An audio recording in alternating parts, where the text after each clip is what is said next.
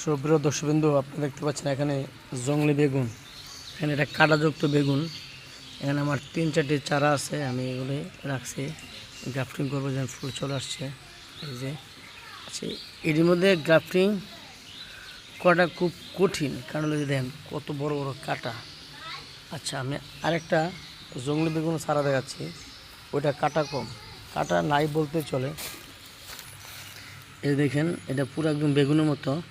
এই গাছটা আবার কাঁটা কম, এটা কাঁটা আছে পাতার মধ্যে, কিন্তু এই যে গোড়ার মধ্যে একদম কাঁটা নাই বললেই চলে। এই দেখতে পাচ্ছেন, এই যে কাঁটা হচ্ছে এটার মধ্যে পাতার মধ্যে, কিন্তু গোড়ার মধ্যে কাঁটা নাই, যার কারণে এটার মধ্যে সবচেয়ে বেশি গ্রাফটিং করতে সুবিধা।